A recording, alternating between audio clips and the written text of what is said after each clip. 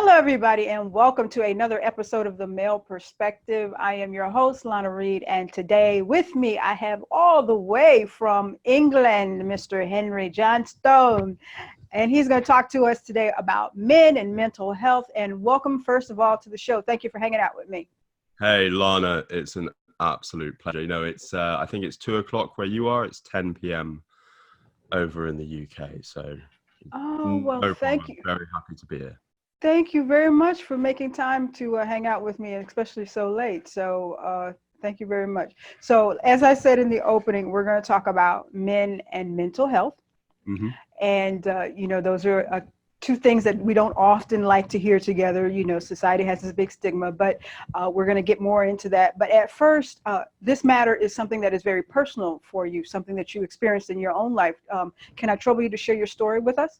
Yeah, of course. I'll try and wrap it up. It does tend to take a while, but very long and short of it is that I grew up quite entitled into a family that was very affluent. I never really wanted for anything. The behavior that was modeled for me from a male perspective was very much work hard. Don't talk about your emotions. If you're working, then all will be well. And I kind of grew up thinking, well, all I need to do is work really hard and not speak about my emotions. And I got depressed when I was 11. That soon turned into dissociative identity. No, I want to be very, very careful about how I phrase this. Dissociative disorders, which means sort of leaving your body breaks with the reality. All of this was incredibly difficult, but I never once put my hand up and said, I'm not okay. And because of that, I just pushed it all down. I tried so hard to become the man that my dad seemed to model. I tried so hard for that, Lana, but it just didn't fit. And because I could never reach that kind of that level of what I thought a man was, I just became very angry. I started self-harming. I was admitting, I gave myself third-degree burns was the extent of my self-harming. I was homeless. I got into drugs. I got into alcohol, whatever it took for me to kind of run away from the fact that I was so deeply ashamed that I could never be like my father. Wow. So at what point was it, because that seems to be a long path, at what point was the aha moment and you said, I need to get some help here. I need to change the course of life?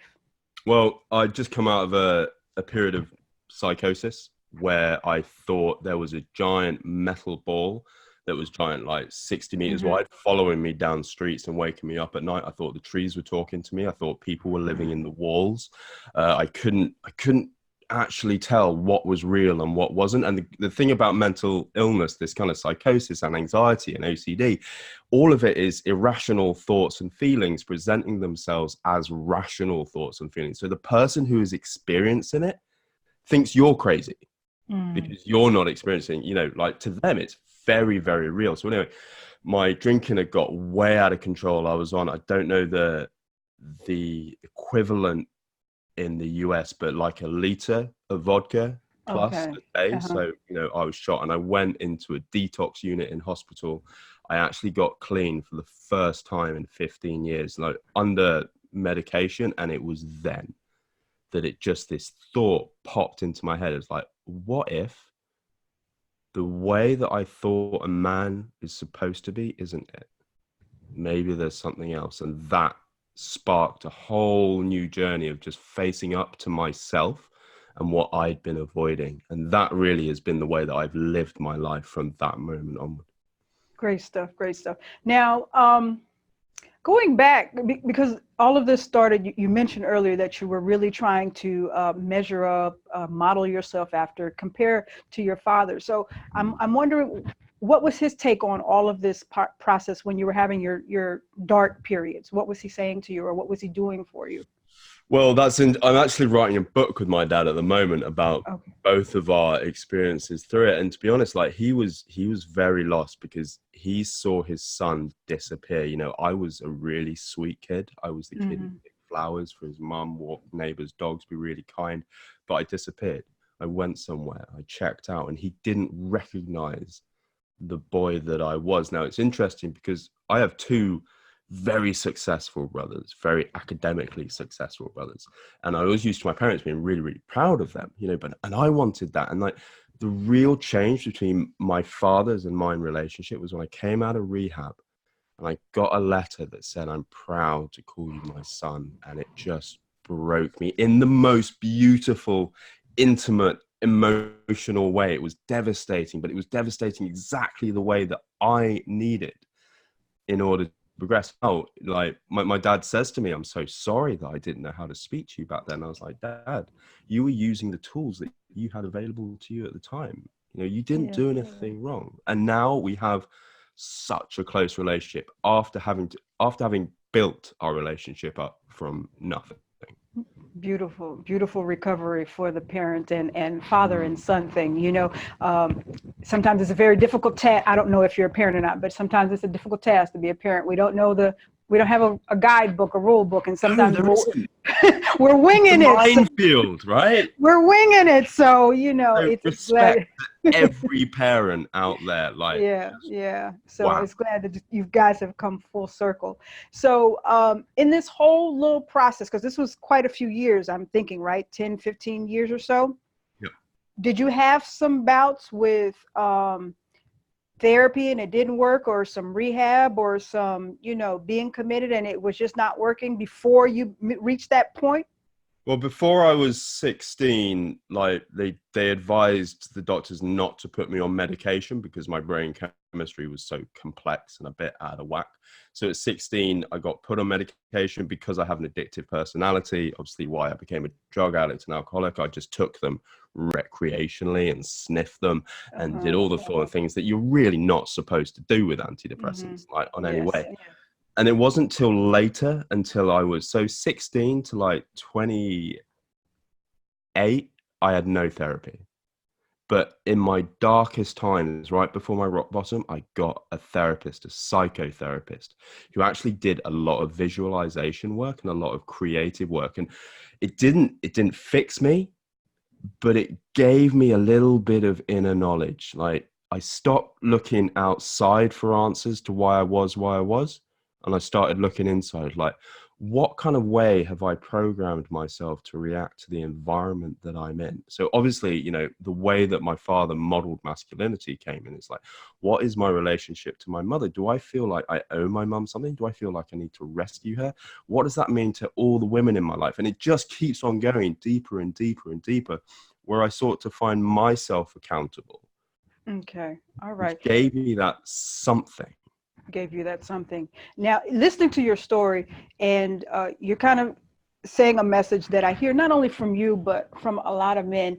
And it's just of recent times that we're able to really discuss this. But this concept, definition of manhood, it's a lot of weight. And so, how is it that we get men to kind of balance out this being a man and being emotionally healthy about the whole process of it?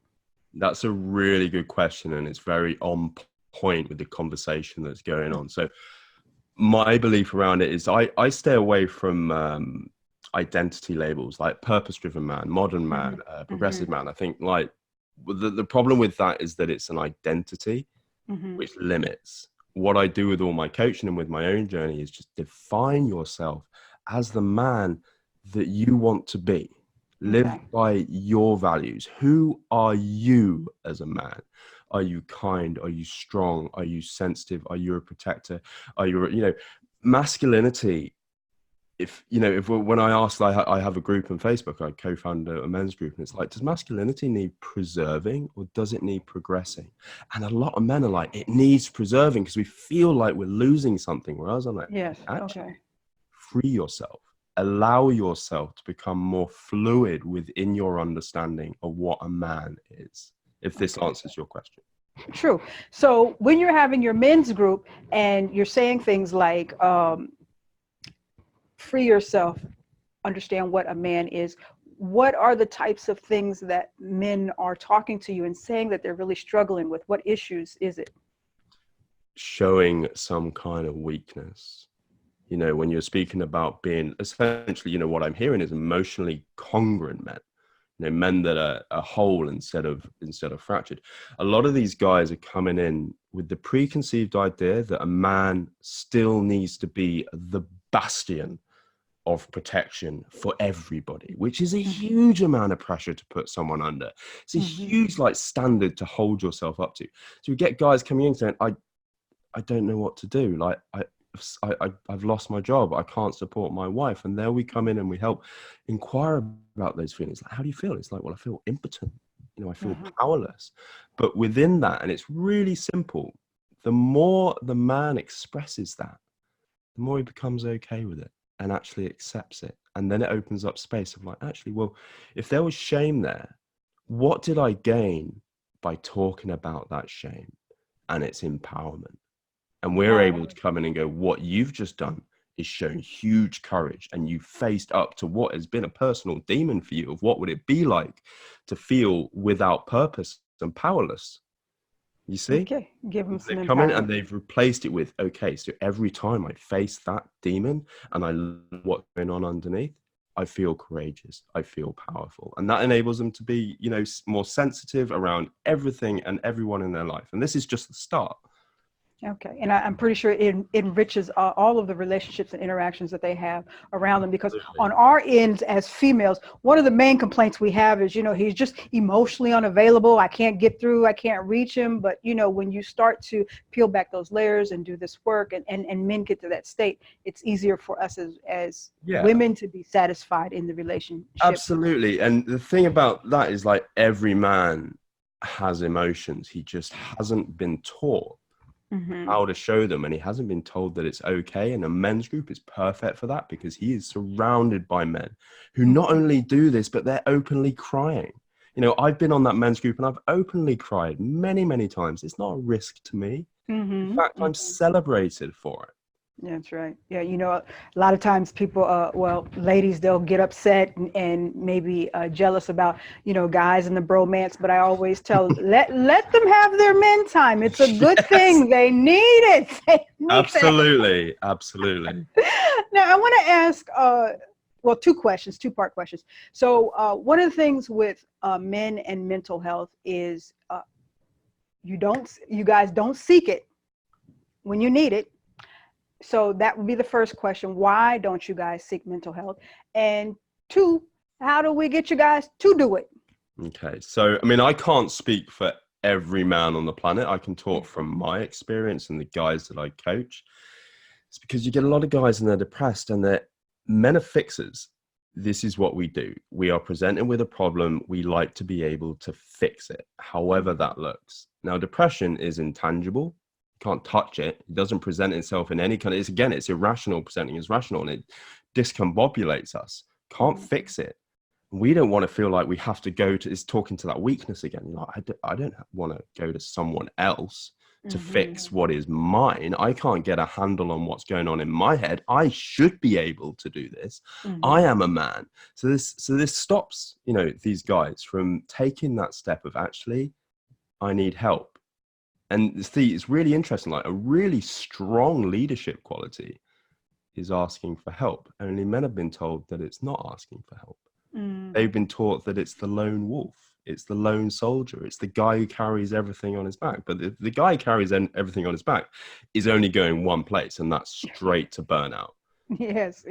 And so, guys, it's very simple for a man to ask for help, but it's not simple to us, because we want to fix it. And if we can't fix it, it drives us mad, and we want to fix it. And then it's just this spiral that keeps on going. And all that's needed is just an interruption of, like, do I need help? Okay, I'm going to trust that if I can't fix it, maybe someone else can help me or give me the tools that I need to do. Awesome. Okay. So how do we, you know, especially loved ones around you guys, and it's not necessarily maybe even your significant other. It could be, you know, your good male friend, or maybe your kids or something. How do we kind of tap you on the shoulder and said, you know, you want to see somebody? I mean, talk to somebody? Okay, so this is a really delicate conversation to have. So anyone who's listening or watching, they're like, oh my God, I've tried this before.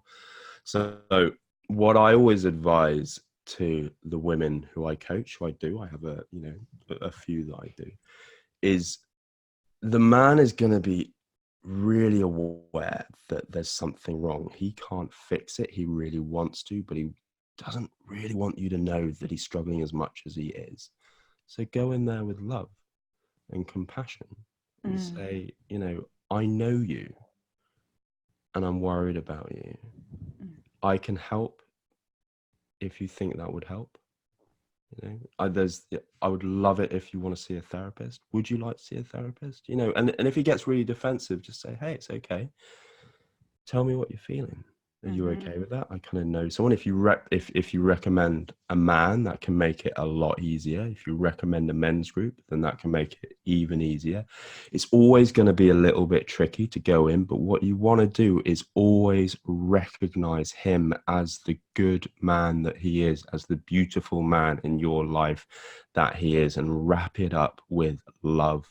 Not like, don't go over into like a worried parent, because that'll suffocate him, but present him with options that he can then follow. Like plant with men, very much like planting a seed. A lot of my coaching clients have come to me 6 months after I've had the first conversation with them, because they're just simply not ready to entertain of like the strength and vulnerability and being a whole, congruent, sensitive, beautiful, powerful man. They're just not ready for it, but we can plant a seed. Okay. And I'm hoping now, because it's much more popular, it's much more talked about, it's much more in the news and media, social media, men need help, men need to sit and talk to somebody. So I'm hoping it's easier now for men to say, okay, let me get in a men's group, or, because the equivalent to that back in the day, like my grandfather's day, was, the guys would go fishing or something. But now there's actually, I think actually, with the invention of, Facebook and the digital age, like this really does serve a purpose, and it makes things far more accessible. But I think actually men are missing out on that, going fishing, going for a walk, going on shooting trips, all that. And that's actually something that I provide through the work. So I see it as really important, because men like to be somewhere where they feel like they have a purpose and they're working towards a goal. That gives them something to occupy their mind. And when you give a man something to occupy his mind that he's working towards and he's sorting out solutions, it just works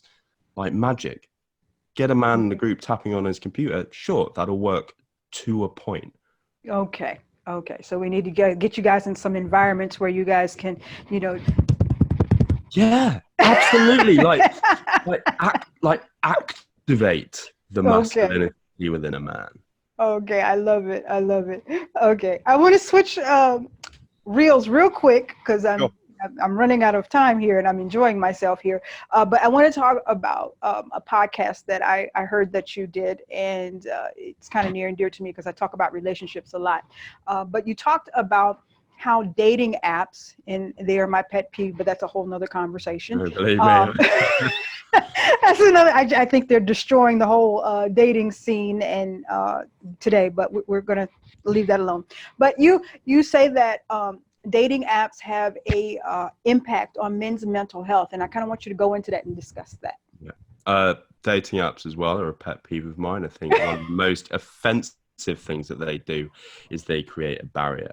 We are comfort, connection seeking creatures, but literally once you get a phone out and you have a picture, that removes connection, it removes intimacy. We don't have to engage in that. It creates a kind of a false sense of space where people feel they can be the person who they think the other person wants them to be, which just creates loads of conflict within the identity of a man, because he knows that he's not being himself, but he's selling the other person an idea of what he thinks a perfect man is.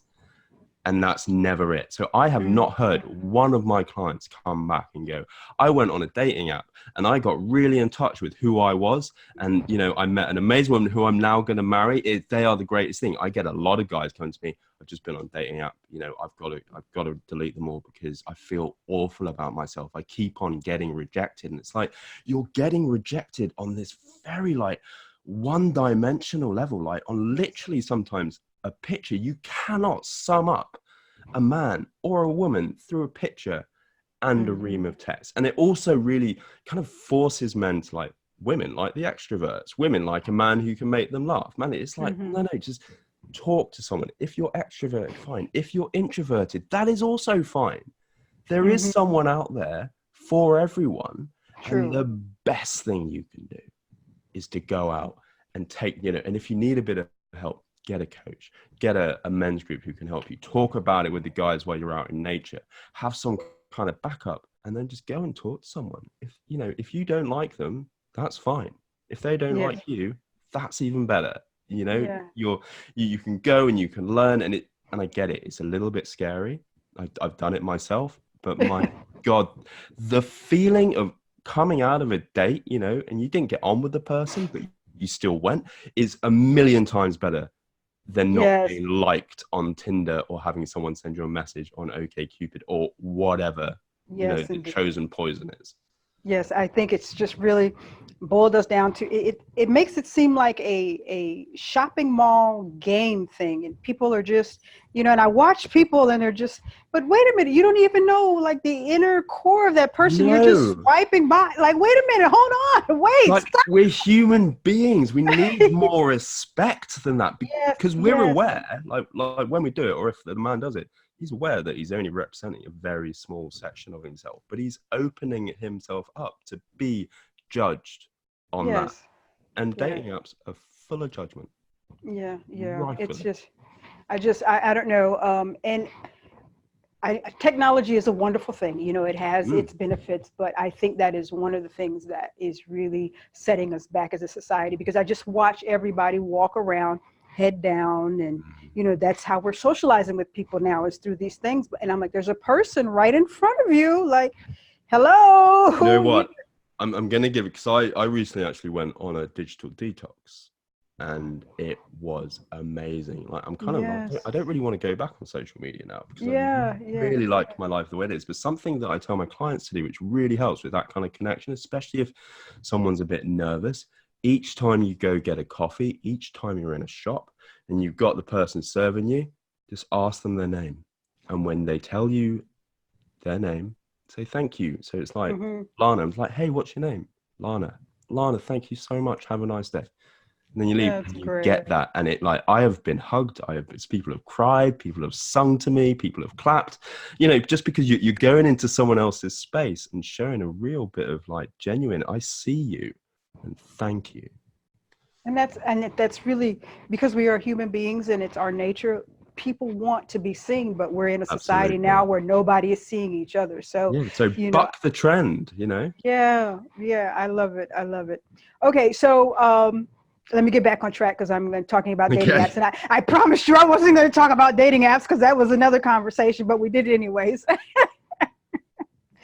So also, one of the topics that you talk about is, and it's very rare, well, people really don't, that's not the first mind thought, but you talk about men in abusive relationships. And like I said, we don't normally hear that. We hear it the other way. So what does it look like when a man is in an abusive relationship? I've witnessed some, but for the audience, what does it look like? Yeah, sure. This comes from my own personal lived experience, which I can go quite deep into, but for time I won't. So typically you've got the sexually abusive relationship and the emotionally abusive relationship. And that's when, like, emotionally abusive is where, the woman, or, if you're in a same-sex marriage, the man as well, constantly undermines the man's decisions, his emotional awareness, who he is. So they're always chipping away. It's like, why did you do that? There's something wrong with you. You did it. If the man shows any kinds of autonomy of, like, I'm going to go out with my mates, like, don't go out with your mates because you'll cheat on me. What are you doing? You always lie, coming up with assumptions that just batter this person's self-respect, their self-worth, because obviously, we love the other person. We want to do them right. And all they're giving us is just abuse and abuse and abuse, and it just wears us down. When it gets into, sexual violation, that comes down to consent. Now, people will be like, oh, a man can't be raped by a woman, but he can, because it comes down to consent. If you don't want to have sex, but you are manipulated into it, that is rape. It's very simple. It happened to me, and it was only through talking to a sex abuse survivor that I went, is that what that is? Oh. But I was completely unaware because the conversation isn't there. Women know what it's like to be raped by a man. We're very aware of the predatory nature of men, but there is very, very little, and no one wants to speak about it, Lana.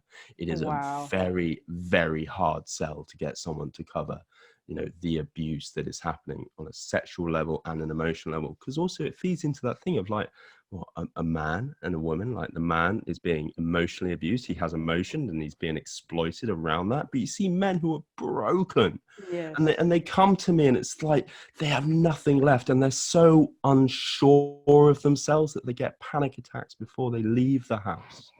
Mm-mm-mm. Yeah, it's something that is becoming more, people are becoming more aware of it.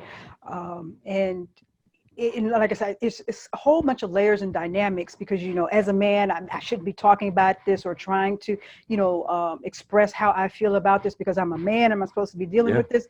But here in the United States, I'm not sure if you've read, but we do have some cases where uh, these women were emotionally abusive to their boyfriends through text, and the guys actually committed suicide. Mm.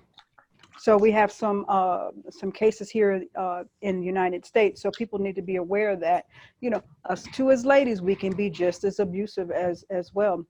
Yeah, Um, it pays to be aware of if you're being manipulated in a mhm, relationship. If you feel, I'm talking to, any guys who are listening or watching, if you feel that there is something wrong, if you're feeling like a bit ashamed about something, or you're feeling overly guilty and you're pretty sure you actually haven't done anything to mhm, feel guilty about, just check it out. Like an emotionally abusive relationship is all right. And a lot of men have been there. And if you are, by all means reach out or find a group where you can talk about this in a very safe environment.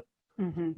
A safe environment. So I think anybody listening, any of the guys listening, it's very important to find a safe spot where you can go and just have a dialogue, have conversation, and say, I'm feeling this Absolutely. way. I'm not really sure. Can I bounce this off of you for a minute? And I'm going to say that's where we can kind of segue into the work that you do with the metal work retreats. With the Would that Metalwork be? retreats. Yeah. So I think I'm the only coach on the planet that combines coaching programs with metalwork retreats. And like metalwork, it's metalwork sculpture. So guys go through my coaching program and I activate king energy in men so that they can lead by example, being sensitive, emotionally intimate, congruent, so that they're adored, they're celebrated, they're loved, they're respected. All this wonderful thing that comes from embracing this wealth of emotional ability that we have open to us, but men are just closed down. So we go through this process and we get men who think, oh, I'm too sensitive. And it's like, no, you're not. Like, sensitivity is an incredible tool. This is going to Mm-hmm. open huge doors for you. And Mm-hmm. when they realize this and they come on the workshop, they're like, okay, I've done the inner work. I feel like I'm on the precipice of stepping into my king and my warrior energy. What's next, Henry? And they come on and see, the thing about metalwork is it's very, very dangerous. But with responsibility, present moment awareness, and confidence, you can wield tools that literally burn at 20,000 degrees to melt through steel. You're talking about metalwork with the Yeah, thing on your. yeah. Oh, okay, And okay. then they set an intention of like, I've been through this journey of self-realization. I'm embodying the man that I believe I've always meant that I was always meant to be. Through this retreat, I set an intention of saying goodbye to this old pattern of behavior. And I set an intention of embodying this type of behavior. And Mhm. then something magic happens through creativity, metalwork, the fire, the sparks, the heat, all of it. It creates something. And all my guys, they create something which is a symbol to them, which they then take with them. And it's always there. They have worked with one of the most unyielding materials on the planet. They've made it bend to their will, and they've created something incredibly powerful. And we have a really nice rites of passage at the end. We all build a huge fire. We stand in rows. We do a bit of chanting, but it's great because it activates a healthy Mhm. masculinity. Okay. And how often do you do these? I do these probably around 6 times a year. Okay. Okay. And they're only in the UK? They are, but There may well be a branching out. It's something that is, it is franchisable, and that's certainly an area that I'm going to be taking my business into. Okay. Great. I love that. I love the sound of that. At first I heard metal, and it clicked like, okay, metal. But then as you were talking, I was like, whoa, he's talking about the whole little, okay, with the fire thing. And Yeah, with the fire thing, that's it. Okay. All right.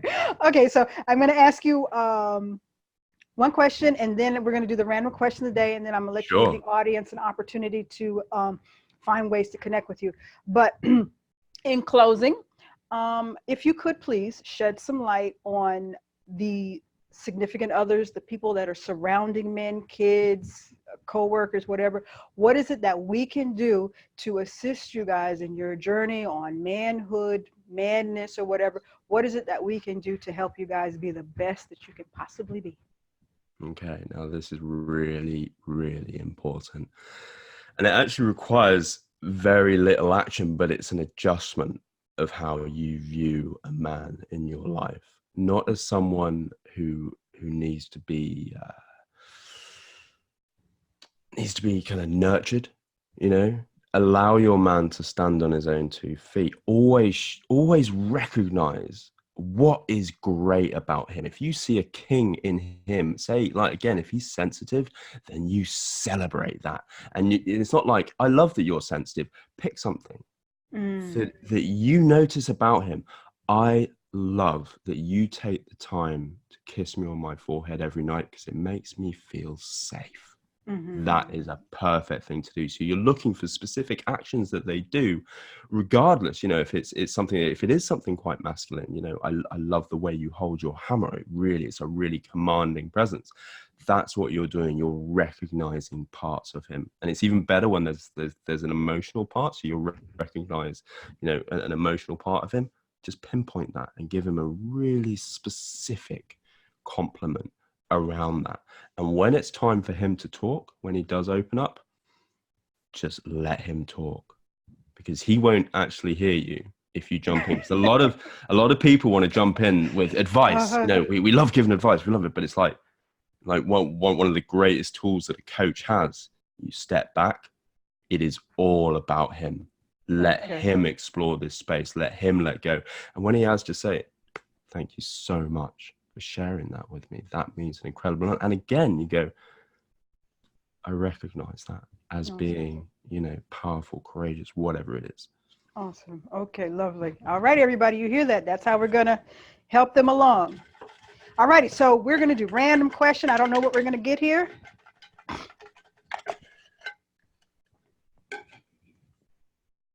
What superpower would you want to have? Oh my God. I want to breathe underwater. Breathe on Aquaman. I love like anything to do with under the sea, and I love humpback whales as well. Like if I could breathe underwater and swim with humpback whales and manta rays, I think I'd just cry with joy. I'd be so happy. I love it. Without a doubt. Breathe underwater. Okay, so we're gonna have to find some way to let you breathe underwater with your metal work and that is an interesting take. Now, yeah, if you can find a way, Lana, I'm all ears. Well, SpongeBob SquarePants had a whole city under there, so there's hope. There's hope. All righty, love. Please let everybody know how they can connect with you. You said you had a men's group, you have the metal work, and all. Just let everybody know how they get in touch with you. Right. So if you're interested in what I do as a coach, the kind of services that I offer, head over to kingsforge.co.uk. That's literally the word king, or kings, and then forge afterwards. If you're a man, you want to just come join the group. There's no expectation for you to start sharing everything about yourself. You can be a lurker, just hang back, watch the conversations. It's called Men Helping Men on Facebook. I have to say, as an admin, if you're on the group, please answer all the questions, because otherwise you won't be let in. We're very selective about who we let in. If you want to listen to my podcast, it's called the Mental Health Empowerment Podcast, and it's very much geared towards having a conversation like I've had with you, Lana, just two people having a conversation. Hopefully people will take some value and learning from that. Okay, awesome. I love it. I love it. Well, I thank you and appreciate you. I enjoyed myself, had my chuckles, and now I'm going to walk around thinking about you with not breathing under or being able to breathe under the water with some Metalworks. That'll be my chuckle for the rest of the day. Oh, But please enjoy it. Enjoy it, please. I really and then in closing, before I go, um, listening to all of the wonderful work that you do with men, there might be some women out there that say, you know what, I think my guy needs to go talk to Henry. Mm. Is it easy for us to just say, Oh yeah, go over there? No, you need to go talk to him. And the guy will be like, okay, I think I'll talk to him. yeah, and sometimes, as a woman who loves a man deeply and can see where he's going wrong and just desperately want to help, sometimes it helps just to talk to another man, and I don't charge for that. If you want to get in touch and say, I'm really worried, like, how can I help? I feel a bit alone, nothing's really working, just come and have a chat with me. And sometimes it can really help just to get a male's perspective. And then if your guy wants to speak to me, just send him my way. More than happy to have a conversation, because it's all about making a difference, but coming from a place of service first. Okay, love it. I love it. Love the energy. Love everything. Love the message, and it's just wonderful, wonderful. Well, we are at the end, and I could probably talk to you for another hour. So maybe we'll reconnect again after. Yeah, that'd be amazing. I love it. Yes, after your franchise comes to the United States, I'm speaking it to existence. New underwater welding. All righty, dear. All righty. We are at the end of another episode of The Male Perspective. I am your host, Lana Reid, and I will see everybody next time.